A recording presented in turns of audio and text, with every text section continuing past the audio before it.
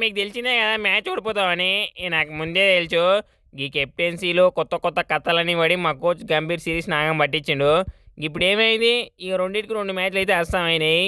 ఇక నేను కోహ్లీ ముందే చెప్పినాం, ఈ 2 ఏళ్ళు వచ్చే వన్డే మ్యాచ్ల కాడికి ఆడి కప్పి కొట్టిపోతామంటే ఇక మధ్యలో కోచ్ పుల్లలు పెట్టి కొత్త కొత్త పుల్లలు పెట్టి మమ్మల్ని కెప్టెన్సీకి వెళ్ళి తీసేసిండు అన్ని. అయినా ఏం పర్వాలేదు, కొత్త ప్లేయర్ని టీంలోకి ఎవరు సెలెక్ట్ చేయాలని నన్ను గిట్లా అడగలే.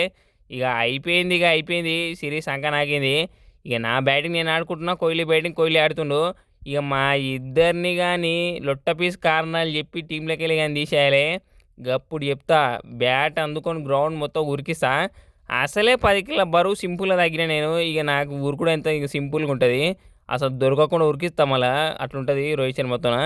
ఇక ఈ మ్యాచ్ అయితే 70 కొట్టి టచ్లోకి వచ్చిన. ఇంకా నెక్స్ట్ 3వ వన్డే మ్యాచ్ ఉంది. ఇక ఆ 3వ వన్డే మ్యాచ్ సుక్కలు చూస్తారు. వణుకు వణుకు పుట్టిస్తా పక్క. ఈ రోహిత్ శర్మ అంటే ఏందో మళ్ళీ ఒకసారి పవర్ చూపిస్తా అందరికీ.